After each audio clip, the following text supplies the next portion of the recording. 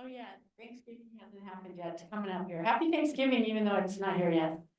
So, I have a few announcements to make that I wanted to talk about a little bit before the meeting started, but does anybody else have any announcements they'd like to make tonight? Gail? Yeah. So I just wanted to say that, Rarefied Light is open at APU in both galleries. And it's a really nice show.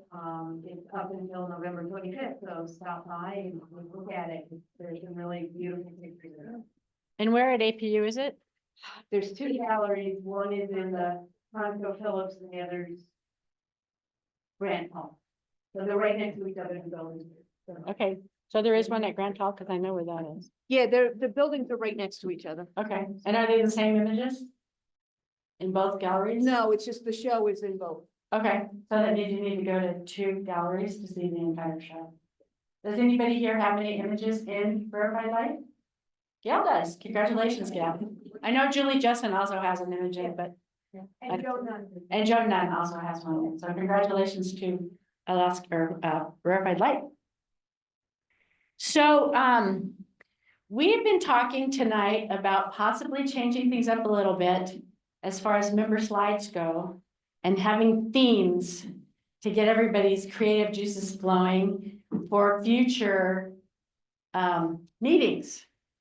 And so we've been talking about a lot of different kinds of themes and oh, hang on, I gotta put this on. Or can I'll just hold it. How about that? Okay, here I am. And we have everything from winter, fall colors, Christmas, portraits, hoarfrost, smartphone photography, things in motion, rocks, water in motion, mountain peaks, maybe having 2 or 3 themes at one time. February, we thought it would be fun to do something like love. And I know Julie Jessen went out and found a rock that was a heart-shaped. I know when I was with Mike DeYoung, we drew hearts with flashlights in the dark. And that was really fun. And then wrote out the words with the sky. You could do that with the northern lights behind you. Think how cool that would be. And some of the other ones that Kathy or Debbie Glassmaker just told me that the photo club that they went to when they were living in Australia, they did break all the rules, reflections, steps and stairs, doors, and then Liz had one on bugs and macro. So just to let you all know about something that's going to happen next month, which I'll tell you about, and then we'll go right into Bill's presentation. Last month, I was in Bristol, England, and a friend of mine's daughter was accepted to the BBC Wildlife Filmmaking School. It was very exciting. There were 16 students chosen out of 3,000 applicants across the globe. And she wanted to do her film on the migration of sockeye salmon coming up the Kenai River and the struggles they have to get to their spawning grounds. So we spent 2 weeks with them at our cabin in Cooper Landing, and we worked with her team. The students all got to pick other students in this school to do these projects with. Juan from Spain and Pablo from Colombia, both very cute. And so we decided that we needed to go to Bristol to see the presentations of all these 16 films. And when I got there, I realized that the Wild Screen Film Festival was going on, which is an international film festival of the best videographers in the world, which was also amazing. And the International League of Conservation Photographers was also doing exhibits there. I thought of you a lot, Chuck, while I was there in the creating of the ILCP. Chuck and I were there to help that happen. And so Kelsey will be home on December 9th, and she might be bringing her friend from Kenya with her. And I asked her if they would be interested in showing their films at our December meeting. They got really excited about it. They're all 12 to 15-minute videos. So we'll either see 3 or 4 films. The first one will be Kelsey's film, and she'll talk a little bit about how it came about. I introduced her to photography by giving her her first camera, and then she got into videography, and now look at her. I'm so proud of her. And Pauline's film is about these amazing bee people in Nepal, where they go up into these high jungles and they get this honey from the bees, like nothing I've ever seen before. Juan's presentation will be on the bone breakers of Spain, which is all about the vultures in Spain that take the bones from big animals and they drop them from the sky. And then they go and eat the marrow out of the bone. And the videography is pretty incredible. And then the last film, I hope that we have time to see all of them. I've seen all 16 and they were pretty amazing, is a children's story that Pablo did about, he used a little sister, and she was this magical character from Spain, looking for this incredible river that at certain times of the year is completely purple when this plant blooms. And it's actually really does happen. But while I was there, Pablo met with PBS, and now they want to do a whole story line using his little sister and where she is in the world, kind of like Where's Waldo. So anyway, these films are pretty magical. It was some of the best, like the best 2 weeks of my life for a while. So I wanted to bring and share that with also you guys. So I hope that you guys are interested. So we decided that next month, we are going to do a theme of short film videos. So if you have any videos that are like 1 to 2 minutes or less, they can be 10 seconds for all I care. And you want to show those videos because they've been sitting on your cameras or in your computer forever, and you don't know what the hell you're going to do with them. Come and show those videos, or maybe do a little story where you combine your images with a short video. Like if I was at, say, Brown Bear Bay, and I'm taking pictures of all these bears, then I really wanted to show them fishing, have a 15-second clip of the bears fishing as well. So those are the kind of ideas that we're looking for December's meeting. Is there any questions yet? Okay, so I would like to introduce our speaker tonight. As many of you know, Bill Room has been a member of ASONP for a long time, and he's got quite a sense of humor. And I'm going to let him tell you about his show tonight. It's on Skies, correct? Right. Yeah. So you can clip this onto you. This is for Where am I gonna clip this? Okay, hang on. Clip me. Our program. One's gonna be stills. The first time I've done this. Usually I do a still and then the video, but this will be the first time I'm doing the stills and video. So I cut back on my stills quite a bit. It's tonight's program is going to be Alaska Skies, Nature's Canvas. And we all looked at tonight what a beautiful show that Mother Nature gave us tonight. Now the question might be, why does Bill have such an affinity for our skies here in Alaska? Well, in 1943, I was born, and I was born here in Pittsburgh, Pennsylvania. And this is a picture I got from my University of Pittsburgh alumni magazine. And this is a shot of what Pittsburgh was like in 1953. And yes, that's true. You can see at the top, that's the Monongahela River. And what's coming out, what do you see there? Steel mills. So I lived in Pittsburgh from 1943 to 1970, and I just rarely saw the sky. And what else do you notice? That's Forbes Field in the front. Everything is black. That's because everything was black when you were living in Pittsburgh. And in 1970, okay, let's take another shot. Here's another shot of that same area. And you can see some new buildings there on the right. And after a while, they would all turn black. Look at the streets. The streets are even black. So what happened in 1970, this is my last picture of Pittsburgh, just to show you the steel mills. So in June of 1970, I was here. And then a couple of weeks later, where did I move? Wow. What is that I'm looking at? What's that up there in the air? Anybody know where this picture is taken from? Oh, come on, folks. You're all from Alaska. Give me a break. No, Nome. Outstanding. And what's this island out here? Do you see the island? Little Diamond. No, that's Sledge Island. And here's Nome. Can you see my cursor? Yeah, that's Nome up there. So you can see, you know, where I came from and why I'm so enamored with the skies of Alaska. So one of the things that I love doing, there are 3 websites I love going to. One is the Borealis broadband. And you can see the nice skies from Alaska by sitting in your home. And this is a shot of the Chugach Range from Lake Hood. Beautiful sky. I don't even have to leave my house. And the other website that I love is the FAA. And they have all the different views, north, south, east, west.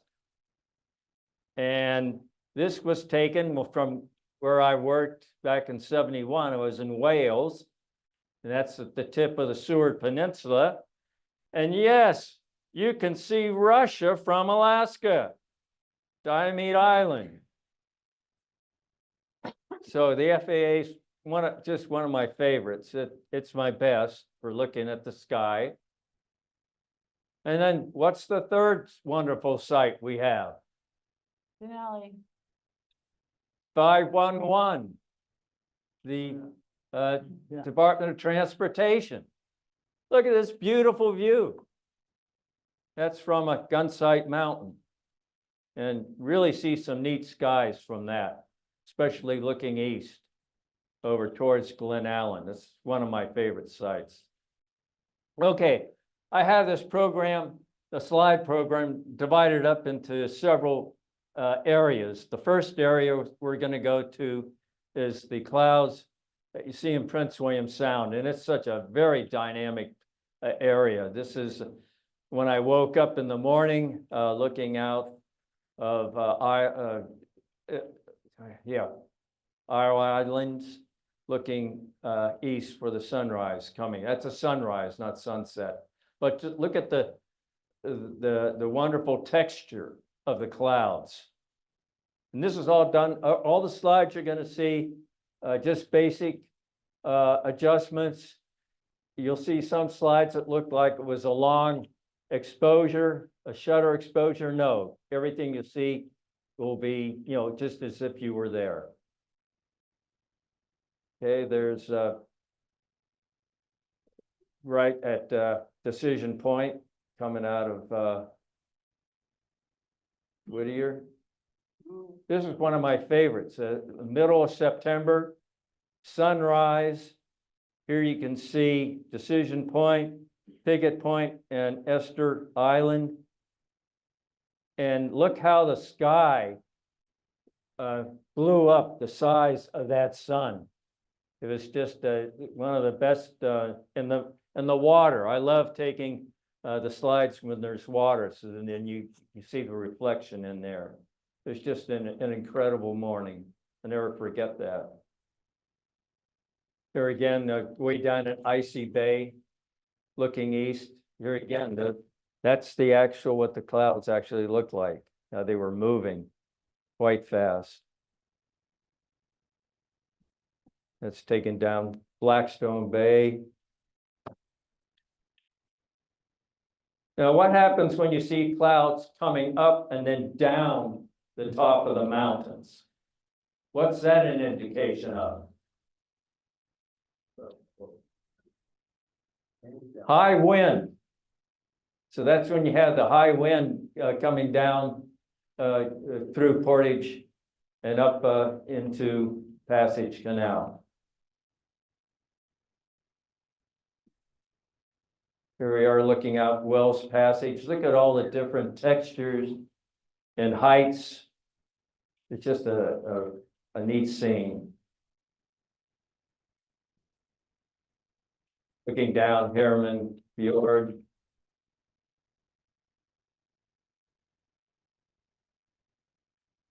See the morning fog kind of lifting. That's Perry Island in the distance. That's looking out from Nellywan Glacier. Just all the different textures and different clouds that are there, all in the same. And this is an iceberg from Columbia Glacier. And I like how it kind of mimics the mountains in the background. And then you got the clouds on top of the mountains. Everybody knows what this is. Sundog down at Chenega Glacier. Now, what's so weird about this? Reflection. The mountaintops shadows on to the clouds. Yeah, I've that's never great. seen that before. Yeah. So you can see the mountains right, the shadows forming on the clouds. It's up in Herman Fjord, all the different clouds that you see all at once.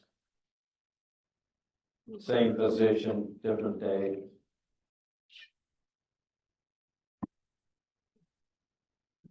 That's kind of weird. This up at Mears Glacier.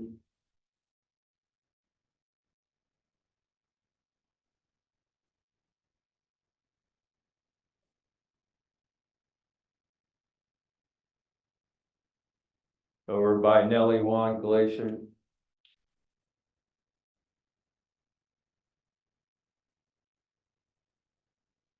That's Picket Point. Ow, that kind of hurt. Son got stabbed.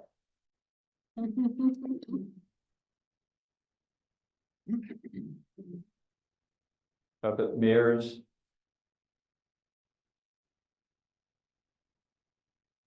Herman Fjord or Herman Glacier.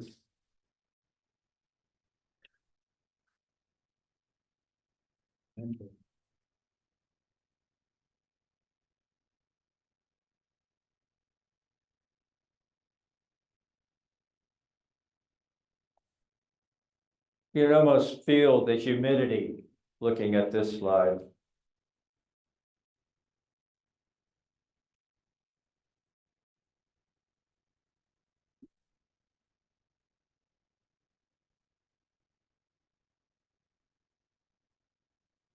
Here again, this was a very fast moving group of clouds. It took about 6 minutes and it totally disappeared. It just kept the same shape and just blew by. That's Chenega Glacier.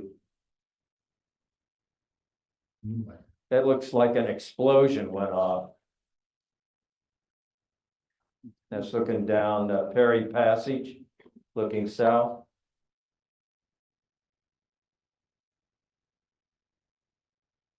Yeah, it just, the sound, you see so many different cloud formations all together. That's what's really neat about that area. And I'm looking in front of Berry Glacier, looking south, and that doesn't look too friendly. And you can see the winds picked up. These are kind of weird.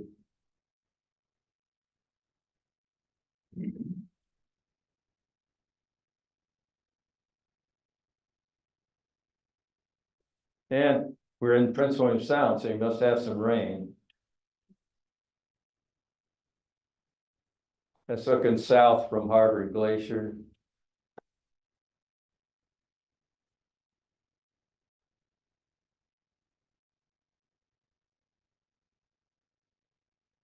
All the different layers of clouds.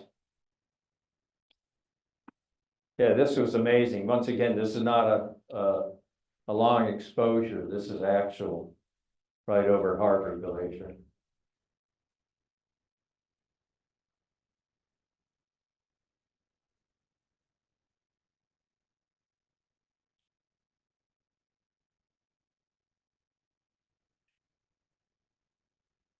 A couple of dogs running on top of Harriman Glacier there. Looks like they're breeding. Yeah, yeah, they looks like they're getting ready to do something there. The wild thing. It's just crazy. And here's the Godzilla cloud. Like that. I was sitting here and it was early in the morning. You can see, see these clouds back here? They were all low and all of a sudden the wind came up and blew the clouds up against the mountain. And that's formed Godzilla. This was there for about 1 minute, then it was gone. Is that Chiniga Glacier? That is Harriman, That's Harriman, okay. Harriman Glacier. Yeah, I love that. That's cool.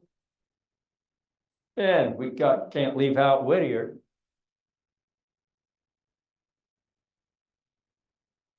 Oh, it's raining in Whittier? Really? I still like it. You know, it's clouds. It's Poe Bay, just outside Whittier.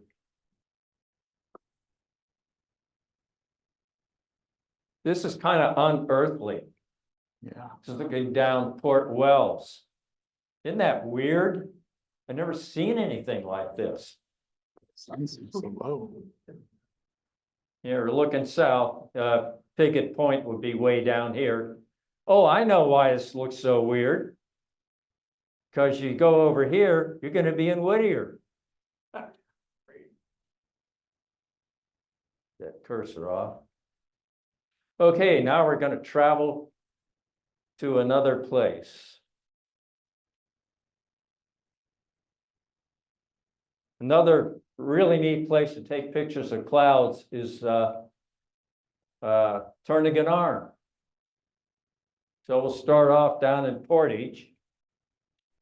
That's Portage Lake.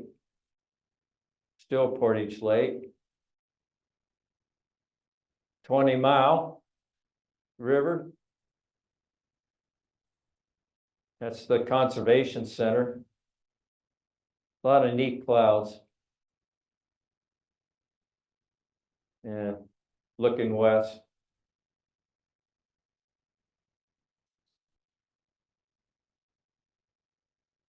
Yeah, Turnagain Arm really has some neat cloud formations.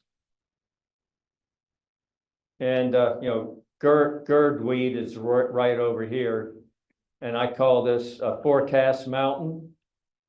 When you see the clouds stacking up here, you know it's probably going to be raining. See how they all stack up there against the mountain there. Look at that.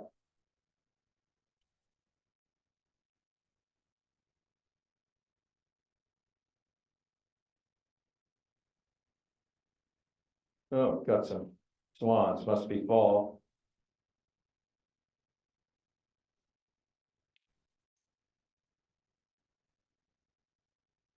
Sunset. This is my best. I've never seen anything like this. It was just unbelievable. Here again, no manipulation or coloring or anything. This was the way it actually was. And look at this huge sailboat that's coming around the corner. You'll never see that again because they've replaced all those poles Yeah. with new poles now. But yeah, it does look like a sailboat going around there. It was just, that was 2 November This when year. that picture was taken. What year? Oh, yeah, it wasn't this year. 'Cause the new poles are up.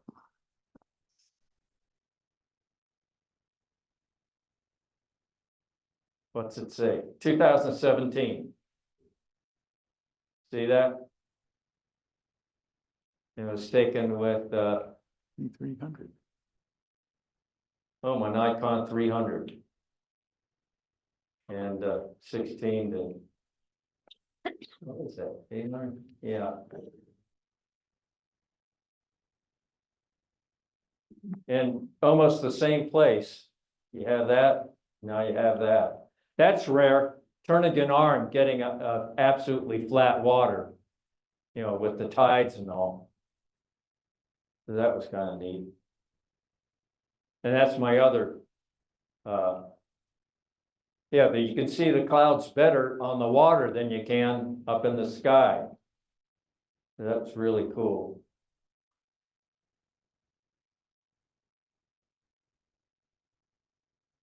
Whoops, something's gonna happen.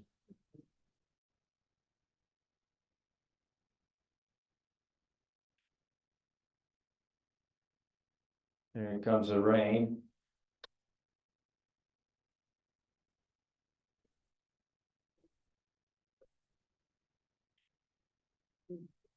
That's kind of wild. You see sleeping lady here. Mount Spur. I like the car with the headlights. Yeah, yeah, just Give noticed hints at the that. There scale. he is, Little bug eyes. coming around the corner. Yeah, that does not look friendly. Everybody knows that. Okay. It's crazy, but every time I take a picture of the moon, this huge crater, last one, it was up here, so the moon's always moving around. Let's see where we're gonna go next, if I can remember. I have a COVID brain, so if I seem to be lost, that's why. What's this? There you go. Yep, we're at that, I'm down there with the Homeroids. And this is Redoubt below on its top. This is from Captain Cook Park. State Park. That's just, yeah, another shot from another year, Captain Cook. Iliamna and Deep Creek.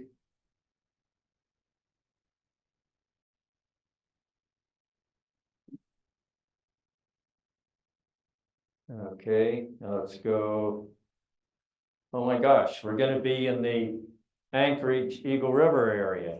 That's the attack of the cloud. We're under attack. Run for cover.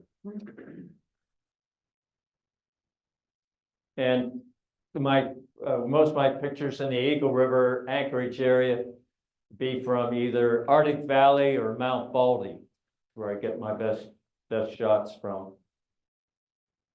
This is from Mount Baldy. Just all the different shapes of clouds, just amazing. What I love. Was tonight, actually wasn't tonight, but similar to what tonight was.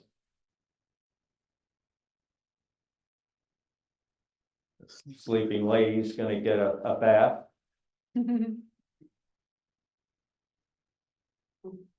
It's looking out towards Wasilla.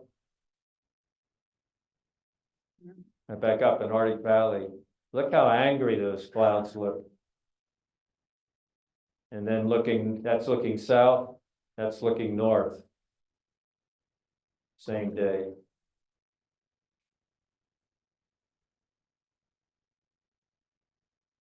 Isn't that weird?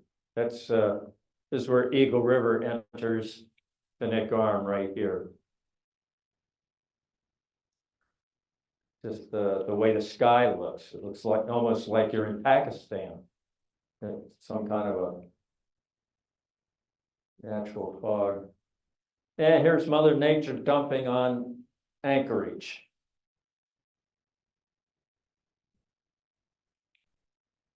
Up in Arctic Valley, you know, Fire Island. Windmills would be there, and Anchorage is covered with clouds. Wow. Looks like Yeah. a wave. At Connect Arm, look at all the little individual showers going on. Wouldn't say that was exactly little. Yeah. So it's like a paint, like a paintbrush, like Mother Nature's just painting that area with water. And that's over looking back towards Birchwood. There's beautiful Anchorage. And Spur and Redoubt. No, that's Redoubt and Ileana, right? Yep. Correct.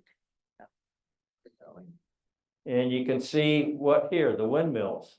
Can you see that on there? Yep. Yeah. Cool. Isn't that weird? Yeah. Looking out towards Wasilla.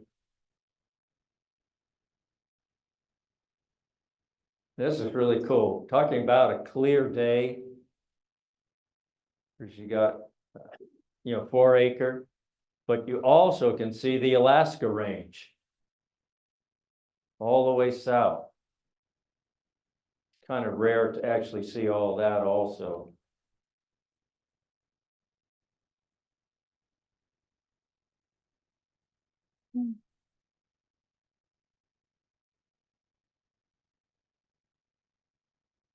I've never seen anything quite like this. Here again, it's real, it's a sunset, it's just amazing. And what's neat, you can also see Anchorage down there. So everything was just perfectly lit that night. Let's see, when was that taken?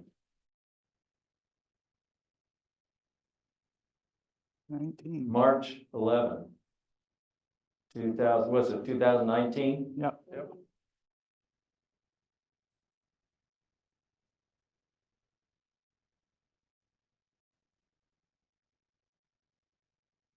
Yeah, I had, okay.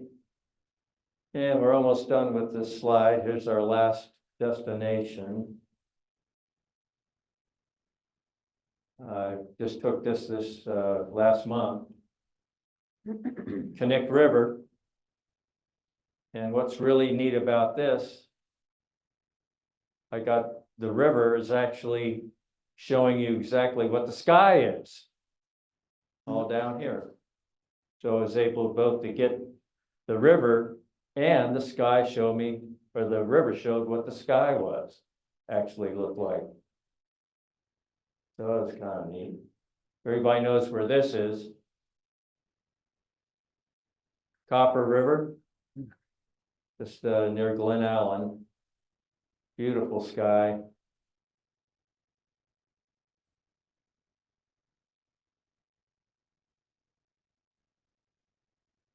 Now we're up at Glen Allen, or up the Glen Highway around Gunsight Mountain.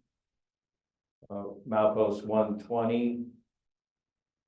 That's obviously spring. There's, the pull out in the road. That's really a good place for neat to look at clouds at that pull out. That's the Matanuska River, and got quite a conundrum of clouds in that area. Fog kind of lifting off the ground, and then the clouds in the background. That's up the Parks Highway. Lake Louise, got to go to Lake Louise. Yeah. Okay, and just remember, wherever you find yourself, take time to look up at the clouds. Now, let's go to the video. Photos. And let's go to DVD player.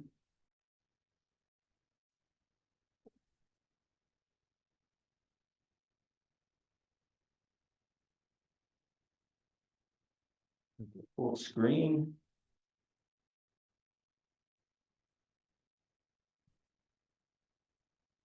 And this will be time compressed.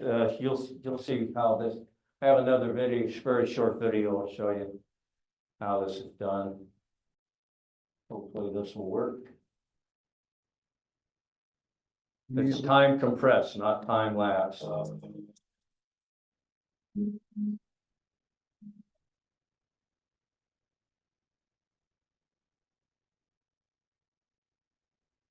Back at the beginning. Here we go.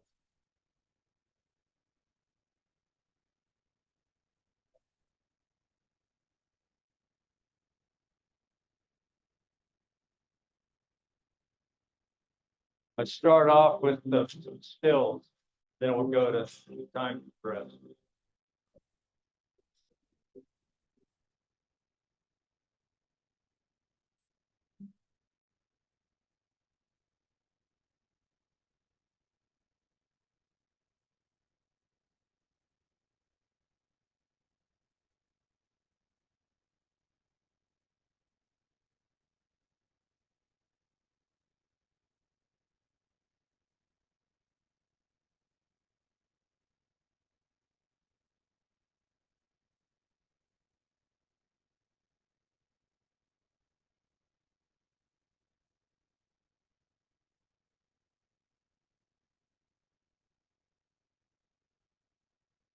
Gonna start off looking down, turning an arm.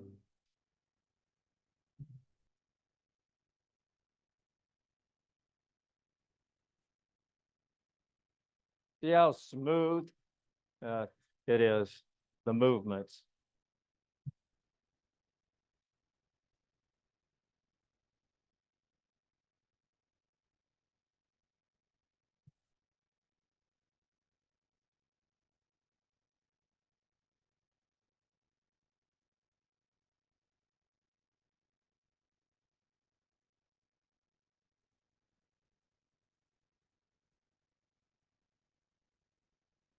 That's a sunrise.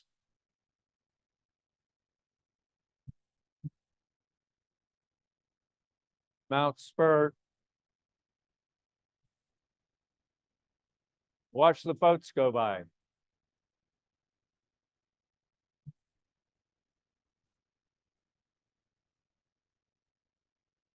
Copper River.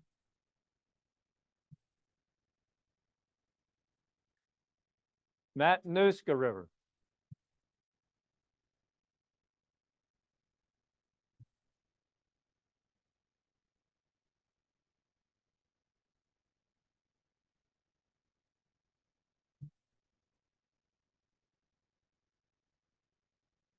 You got all the different directions of the wind.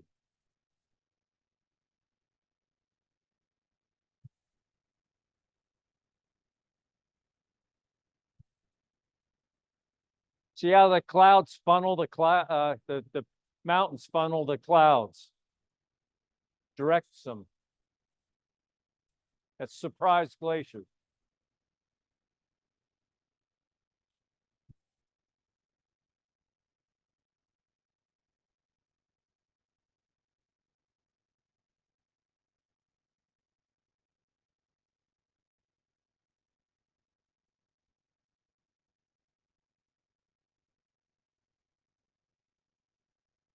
That Copper River again.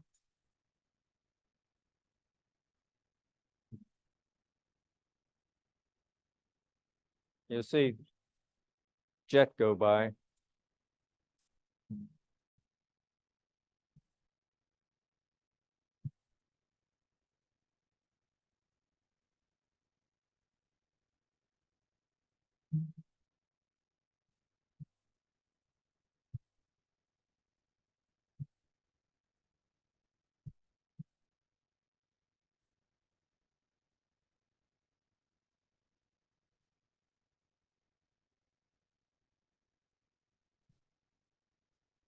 That's Prince William Sound.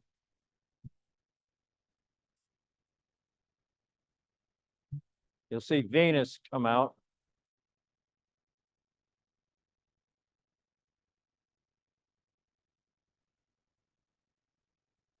There he is.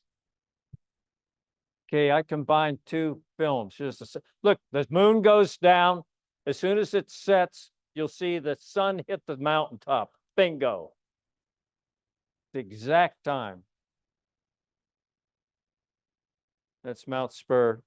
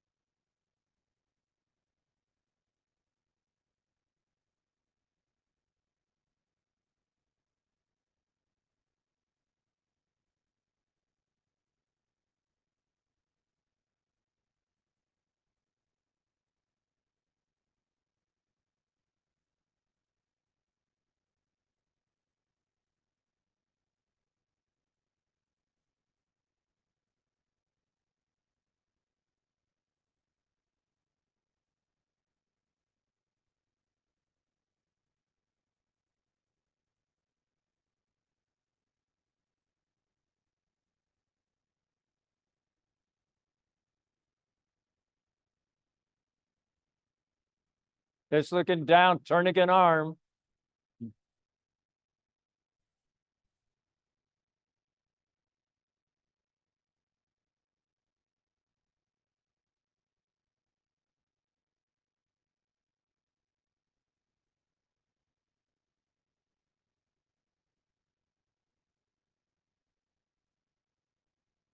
The Passage Canal, fog lifting.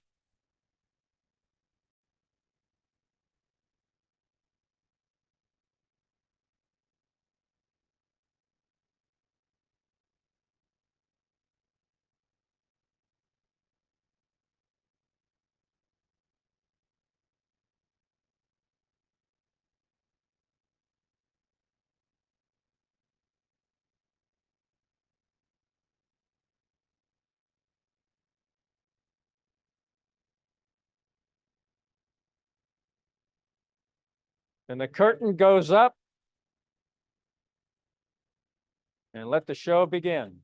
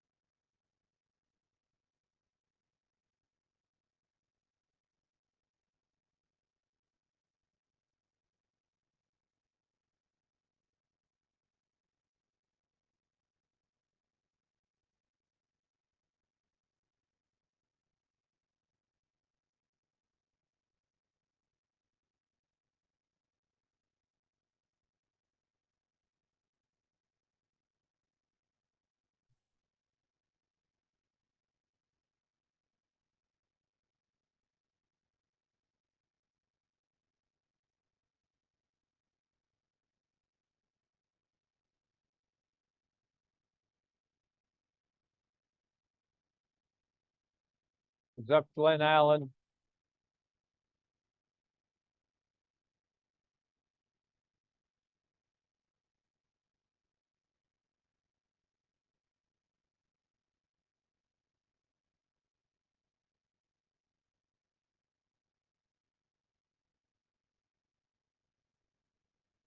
This is really cool. See the Muldoon Power Station?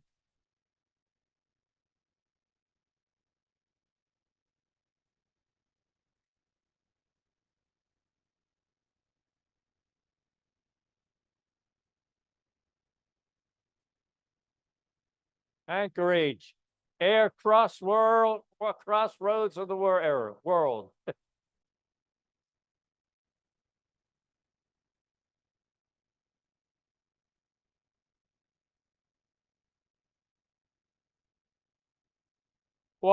See the fishermen run? They just made it. The 6-hour incoming tide.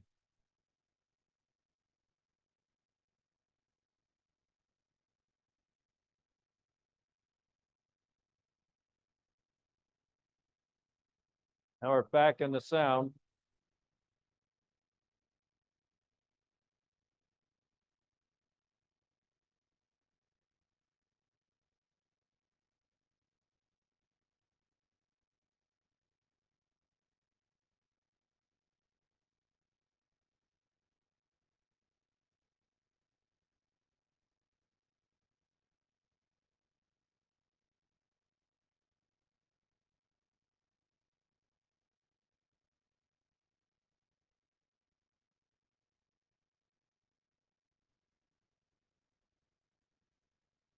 From Eagle River, a lightning storm.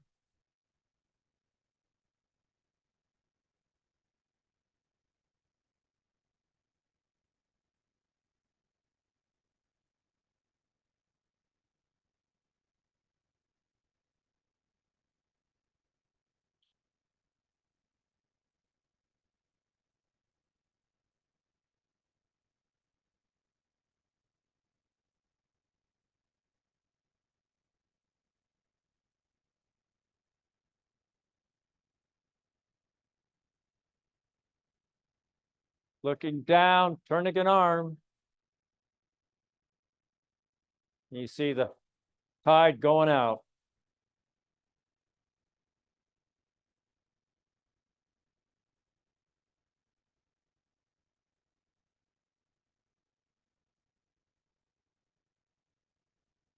That's looking west out of turning an arm.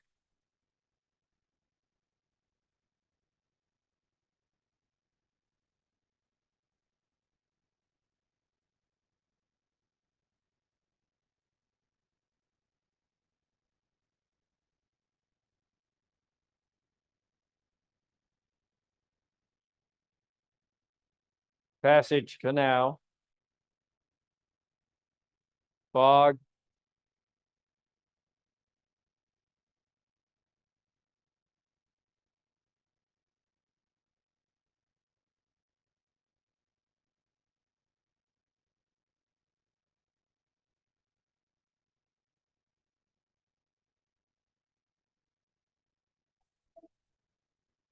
Turning an arm again.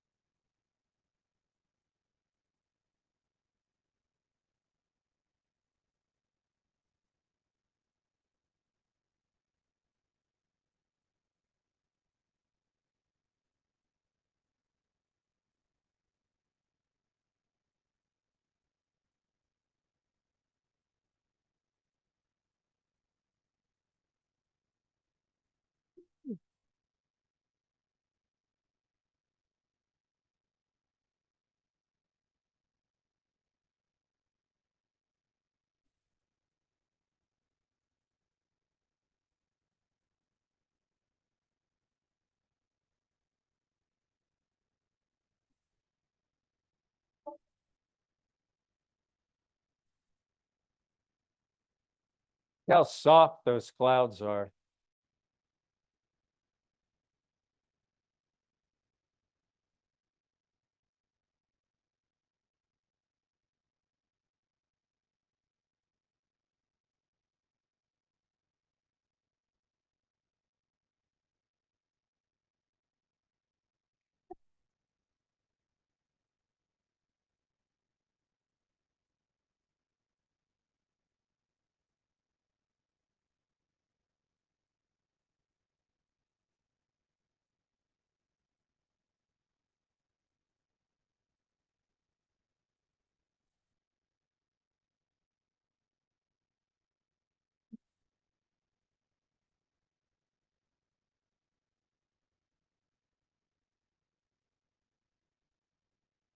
No, we're not done. Now I got one more 4-minute DVD to show you, and then I'll be done. We'll answer some of your questions that you might have.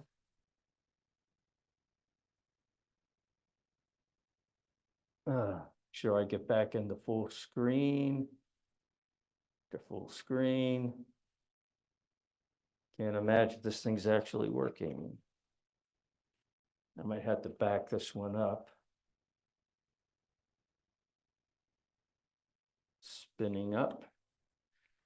A couple of you people have probably seen this one before, but for those that haven't, it will answer some of the questions you might have. It's starting to load, load.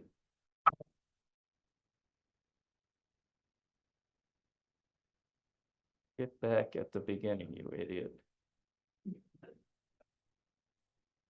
There. 31 August 2003 began by checking the latest boat to sink in the harbor. My first stop would be a favorite Blackstone Bay beach for a camera setup to capture cloud movements. Care was taken to place the cameras above the high tide mark, and towels were placed to protect against frequent showers. Recorded tapes are accelerated and recorded for the desired effect. Upon returning for a tape change, both cameras are now knocked over and submerged in salt water. How could this happen? The only explanation was perhaps the wake from a large boat that was in the area. A day after returning to the harbor, I knew the truth might be found on the tapes inside the now drowned cameras. I was determined to find a definitive answer as to why I lost $5,000 worth of cameras that day. The cameras were carefully placed on the autopsy table, and a brutal surgery had to be performed to pry the vital tapes from their bodies.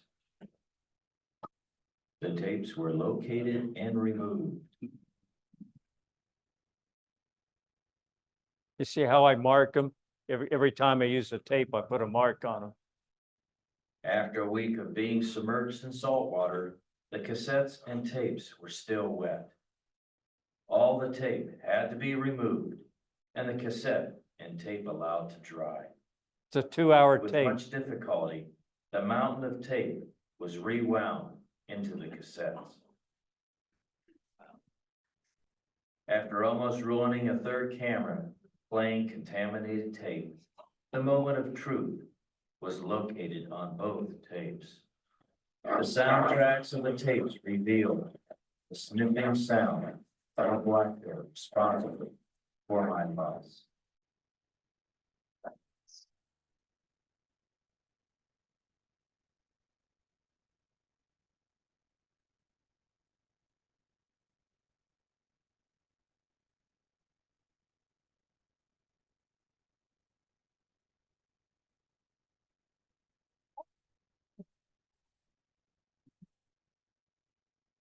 Leave me alone. Leave me alone. He now starts with camera number 1, but soon changes his mind and decides to assault camera number 2. Oh, thank you.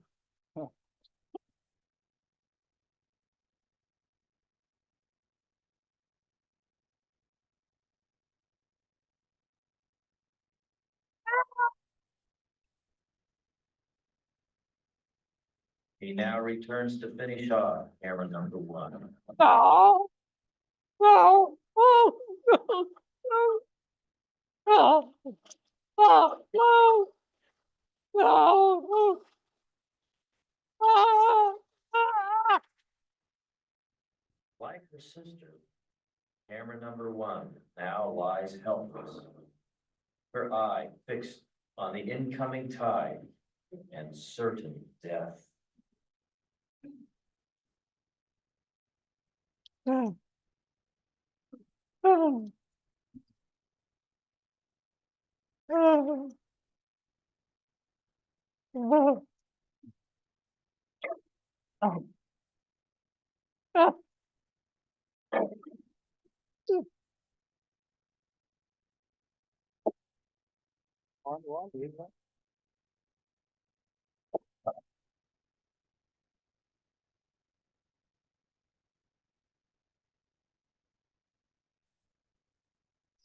What's that? Camera number 2 also suffered the same fate.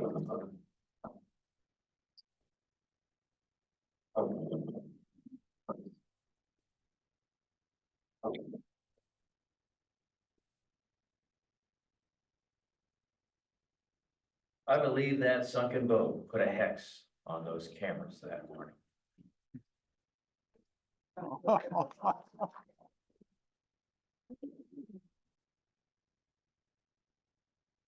Sad. Okay, lights. Oh, man. Let's see here. Yeah, so what you saw on, how'd it look? That was standard definition tape here that you saw. And, but you notice how smooth all those images were. That's because I took, I would, on average, I had the 2-hour tapes and I put them in usually about 6 hours. Now, what you saw was 14 hours. I have 17 hours of what you just saw. And, but did it look all right, even though it was standard definition? Yeah. Okay. And when we went to all this solid state stuff away from tape, that's when I stopped doing video, because, you've been doing this for 15 or 18 years and I have 20 cameras, I just wasn't ready to start over again. But yeah, I just really, I'd be out in the sound and I put the cameras there and then I get in my boat to do some underwater video. I did a spectacular underwater video. If anybody in the future would like to see it. It's outdoors, but it's underwater. And it's so funny because I have videotapes of kayakers coming up on the beach and looking into the cameras. It's kind of funny. Yeah, a lot of image of bugs crawling all over the lens and all kinds of neat stuff. But I just loved setting those cameras up and actually bringing to life the cloud movements. It just totally gets you. I just loved it. So that's it. Oh, I made it under an hour. Good. I timed it right. Thank you.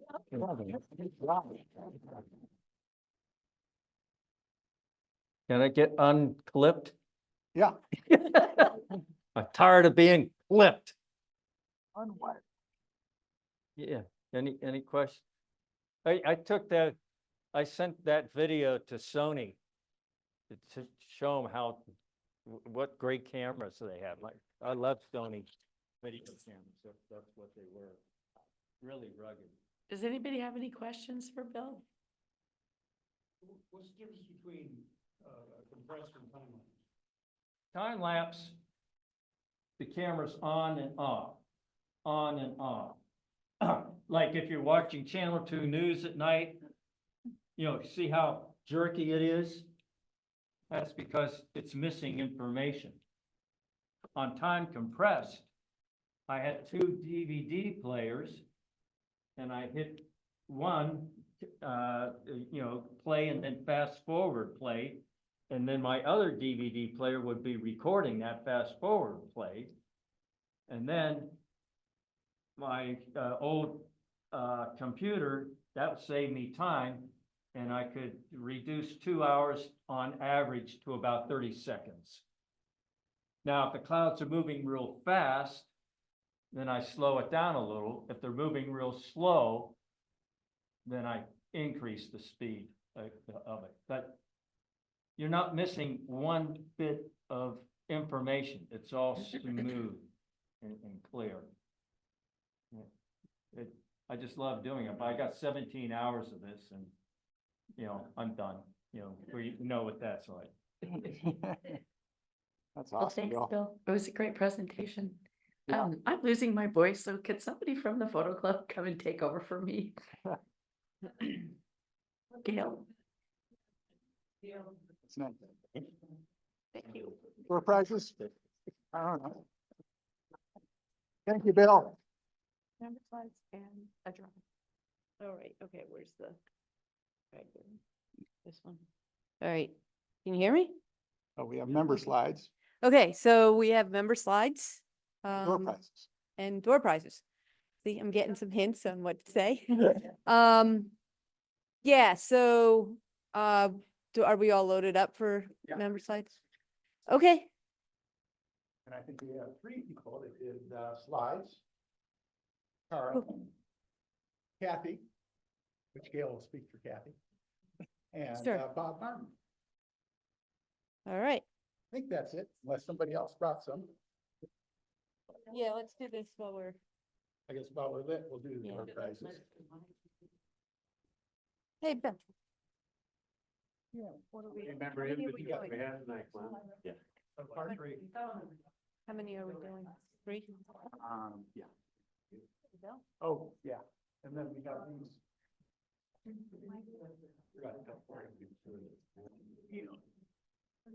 We have 2. Our door prizes. Our door prizes today are Alaska Birds, donated by Alan. North America, the Beautiful, donated by Carl. And then an Alaska Wild Calendar, 2024, book, sorry. Don't know why I had calendar on mine, but it's the end of the year. Okay, so the first ticket is, ending 520.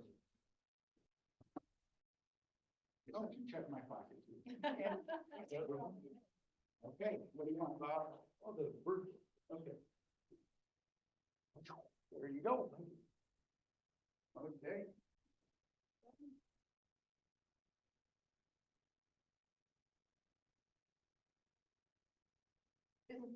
Want me to read it? Yes, Yes, it's I'm probably having too all far. sorts of problems with it. 512. 512? 512. Right here. Okay. Okay, what's it gonna be out? Take the book. The book. Thank you. Sure.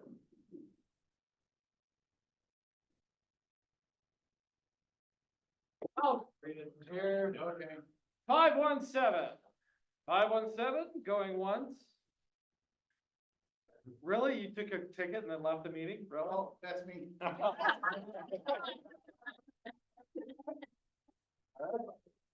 right. Look at your tickets and somebody calls the number. Yeah. Okay. And speaking of Carl, it looks Okay, like, yeah, what the heck? it looks like you're up first. Should I use this little guy still? Yeah. Okay. You wanna use this? Yeah, what the heck? Working. Rock on. I'm gonna show my dexterity by handling 2 different microphones with one hand so I can advance pictures. My member slides tonight is from my fall Brooks Range trip that Joan joined us on and some other folks. So this is a trip that I do every year. It's somewhere in the fall. I've done it anywhere from as early as August 28th, the starting date, to this year, our latest starting date yet on September 30th. And we see all kinds of stuff in between. So a nice little spruce grouse stand that was very handily available for us and very cooperative for photos for our stop at the Arctic Circle sign. Then for the first couple of days, we had some really interesting atmospherics with clouds kind of moving in and around. The first night we didn't do any northern lights at all, But the atmospherics, particularly in the morning on the second day, presented some really cool photo opportunities. And as you can see, winter was really already on its way. This is just north of Wiseman. And of course, when Bill showed this version of this picture earlier, I was like, I've got one of those in my member slides. This is Mount Sukhopak doing that exact same thing. And this was the first time I'd ever seen it before. So super cool. And then we hit some clear skies for a couple of days and finding all kinds of fun things to play around with as far as compositions go. You know, a lot of close foreground with some wide angle shots. Here we're up at Chandelar Shelf on our way up towards Adigan Pass. And then on the other side of Adigan Pass, we had a really pleasant surprise. There was a group of 8 Dall sheep, which included 1 younger ram. And it was a really pleasant surprise because the Dall sheep population, as some of you may know, in this area has completely crashed. It's down 67% over the last 10 years, mostly due to some freeze thaw events where they had warmer temperatures, it rained, and then it froze. And Dall sheep can't access their primary food source when that happens. Their hooves don't have the ability to break through ice. But it was great to find this group and such beautiful light and on a beautiful day of Dall sheep. And then some other evidence of wildlife, like this great imprint from a willow ptarmigan taken off and leaving this on the snow for us to find. Then this is the Adigan River. So this is the farthest north we went during the trip. And typically Galbraith Lake, Adigan River is kind of our turnaround point during this trip. A river, a mountain with no name. This is the Adigan River, but this is an unnamed mountain. Spoken to several locals and they're like, yeah, there's no name for that mountain, but that's the way it goes in Alaska. And then some good aurora nights. This is up at Adigan and Galbraith area. And then we just kind of slowly worked our way back. This is just a KP3 night. This was not a major storm, but this is how an average night looks when you're up in the Brooks Range photographing the aurora borealis. Wow. And then our last evening, we hiked out to Gravel Bar on the Middle Fork of the Kayakuk River, just right after. Ooh, Adobe wants to update. Go away. Remind me later. No, bugger off. Let's go back to that as my starting point.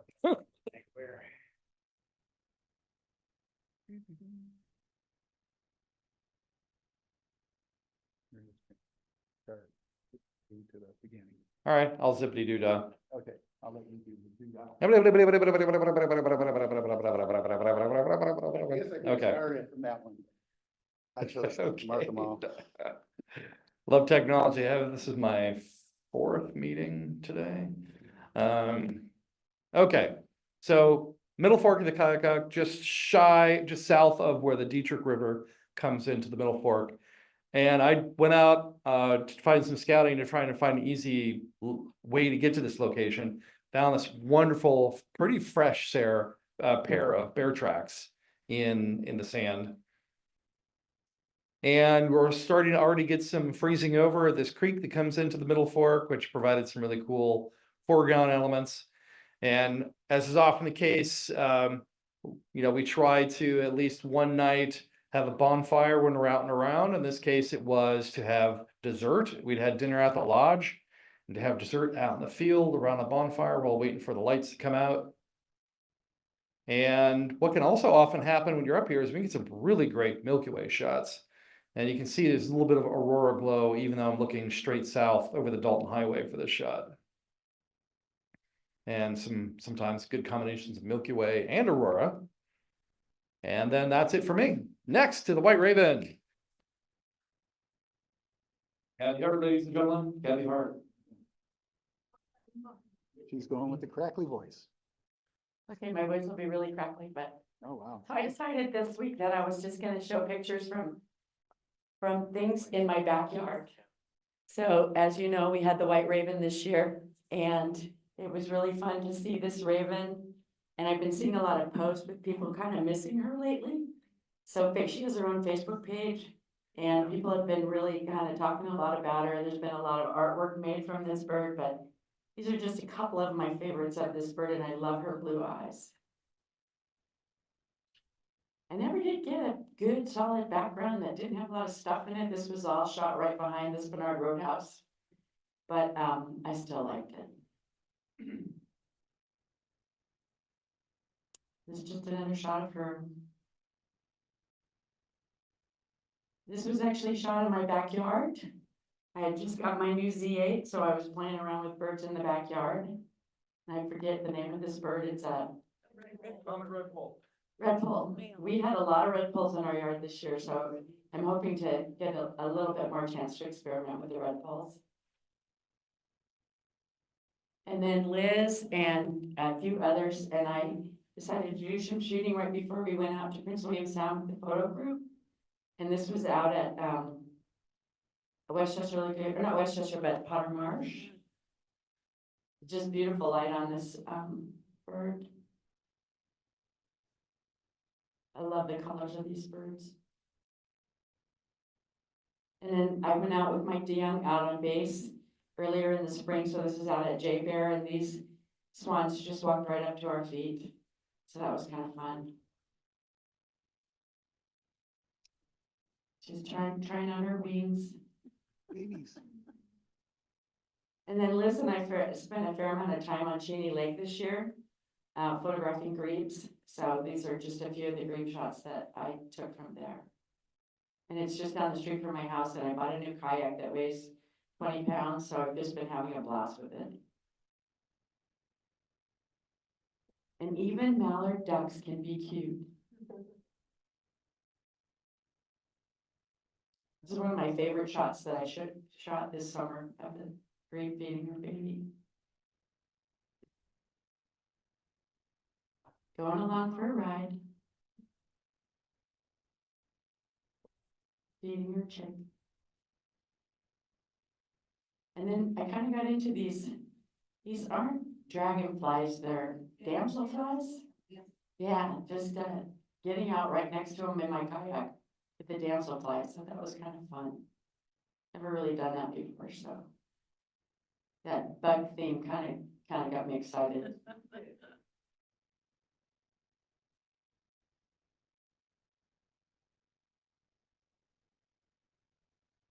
And then also out on base, we were looking at moose, and I just thought this was actually on Cheney Lake. This is on Cheney Lake, this cow. And I just liked it because you can't see her face except her teeth. But she was nice enough to swim across the lake right in front of us in our kayaks with her young calf. Back out on base, go to shooting some pikes with Mike DeYoung. And then this was also a swan. We went out not too long ago just to get those last few things out on Cheney Lake, and we thought, well, we'll just see if anything's out there. I wasn't even gonna bring my camera gear, and I decided at the last minute. We ended up spending an hour with a family of swans. And everybody was heading south.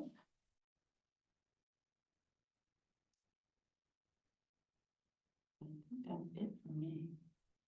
And that's it for me.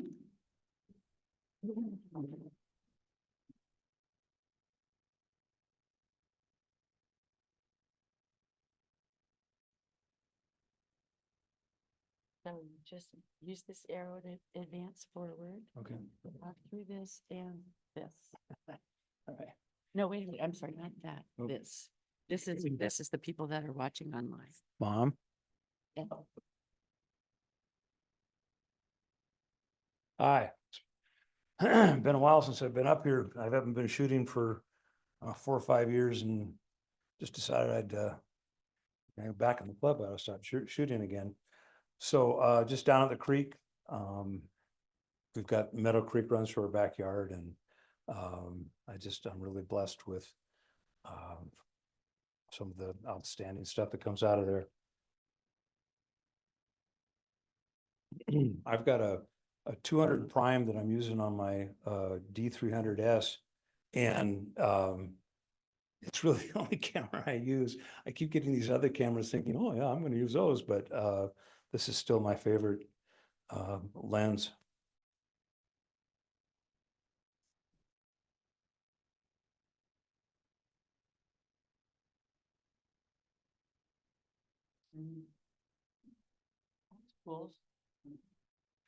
Yeah, I've just been playing with some lights, actually shot the lights themselves in the garage and then kind of superimposed on there. I just wanted to add some color and texture.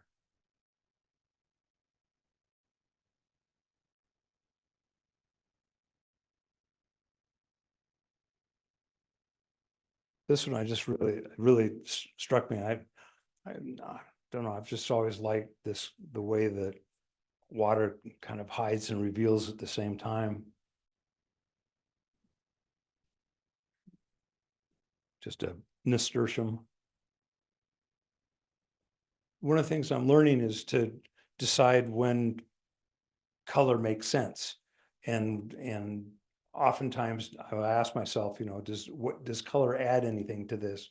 And it's really changed the way that I look at doing macro.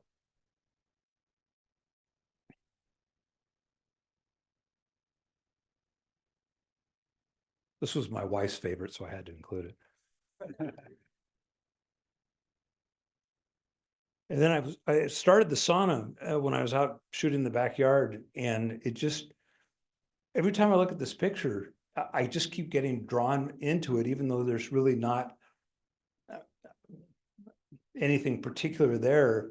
But it just strikes me that, you know, we're kind of, our limbic system's kind of hardwired after thousands of years of looking at fires, that we're just naturally drawn to them, and you can, you know, project images into it. And I mean, it's kind of, it was a precursor to TV.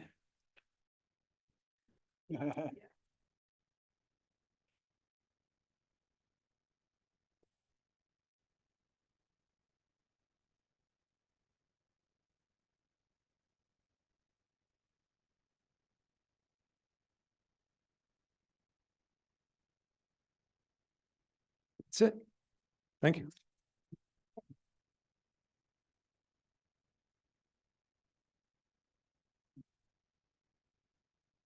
That was Bob Martin, if you don't know him. I should have introduced him. That's Bob Martin. We go back a long ways. Well, does anybody have anything else? And can someone turn the lights on?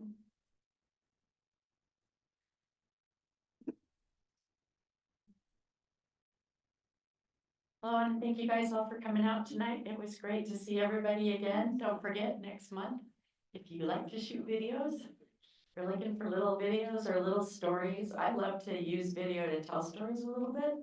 So you might think about doing stills and videos combined together to tell a short story. And just see what you can come up with. It's kind of fun. It's a kind of a new challenge for everybody. So I'm looking forward to seeing what you guys all turn out with. And thank you for coming next month to help me support my friend. You know, we're pretty proud to have Alaska girls make it into the big shows. So anyway, does anybody have anything else they'd like to say? Well, I hope you all have a wonderful Thanksgiving with family and friends, and we'll see you next month. Okay.